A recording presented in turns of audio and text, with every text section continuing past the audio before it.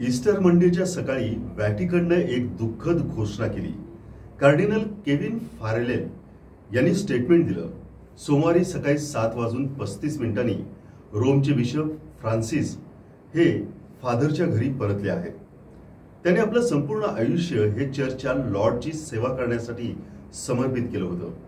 हे स्टेटमेंट ऐकल्यानंतर सर्वांना कळून चुकलं की पोप फ्रान्सिस यांचं निधन झालंय।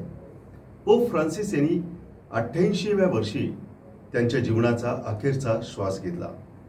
पोप फ्रान्सिस यांनी आपल्या कारकिर्दीत अनेक सुधारणावादी निर्णय घेतले। यात आर्थिक पारदर्शकतेचा मुद्दा हा अतिशय महत्त्वाचा होता। याचबरोबर पोप फ्रान्सिस यांनी व्हॅटिकन सिटीमधील एक भलं मोठं पेंट हाऊस नाकारलं होतं, त्यामुळे देखील ते सातत्यानं चर्चेत राहिले। त्यांनी स्वतःला राहण्यासाठी एक मोठं गेस्ट हाऊस निवडलं होतं।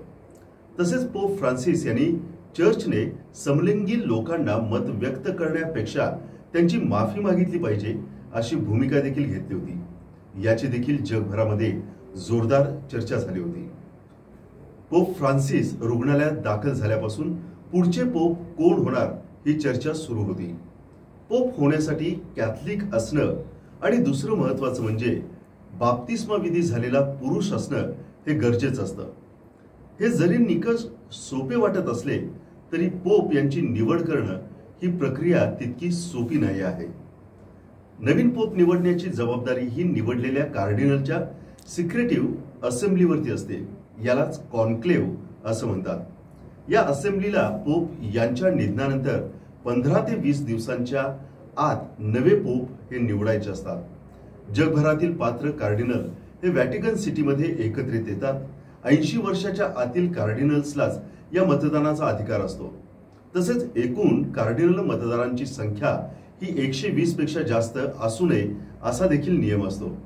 या मतदान प्रक्रियेदरम्यान बाहेरचा कोणताही हस्तक्षेप होऊ नये म्हणून सर्व कार्डिनल्सला एकांतात ठेवण्यात येतं। त्यांना गुप्ततेची शपथ देण्यात येते। जर याचा भंग झाला तर त्यांना उचित अशी शिक्षा देखील देण्यात येते। या नवीन प्रक्रियेत बॅलेट मतदानाच्या अनेक फेऱ्या होतात। या दिवसांचं लिमिट 4 फेऱ्यांचं असतं। जोपर्यंत उमेदवाराला 2/3 इतकं बहुमत मिळत नाही तोपर्यंत बॅलेट मतदानाची प्रक्रिया राबवली जाते। प्रत्येक मतदानाच्या फेरीनंतर बॅलेट जाळले जातात। त्याच वेळी जर मतदानानंतर कोणत्याही एका उमेदवाराला 2/3 बहुमत पडलं नाही तर बॅलेट जाळताना एक विशिष्ट केमिकल त्यामध्ये मिसळलं जातं। त्यामुळे काळा धूर हा चिमणीमधून बाहेर येतो। ही पोप यांची निवड अजून झालेली नाही याचा संकेत देत असतं। तर ज्यावेळी एखाद्या उमेदवाराला 2/3 इतकी मते मिळतात त्यानंतर पांढऱ्या रंगाचा धूर हा निर्माण केला जातो। याला फुमाटा बियांसा असं म्हटलं जातं। पांढरा धूर दिसला की नव्या पोपची निवड झाली असे संकेत ख्रिस्ती भाविकांना मिळत असतात। ज्यावेळी एखाद्या उमेदवाराला अपेक्षित 2/3 मतं मिळतात आणि तो उमेदवार पोप हे पद स्वीकारलं असल्याचं कळवतो त्यानंतर त्याला पापल हे नाव निवडायचं असतं। त्यानंतर वरिष्ठ कार्डिनल डिकॉन सेंट पीटर्स बासिलिकाच्या बाल्कनीमध्ये येऊन नवीन पोपचं नाव जाहीर करतात। यावेळी जिंकलेल्या उमेदवारानं निवडलेलं नाव हे सांगितलं जातं। त्यानंतर व्हॅटिकन सिटीमध्ये जमलेल्या सर्व श्रद्धाळूंना नवे पोप हे आशीर्वाद देतात।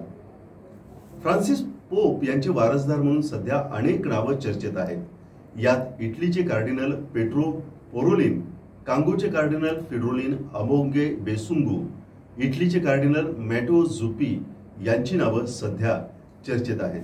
तर या पद्धतीनं होत असते पोपची सर्वसाधारणपणे निवड।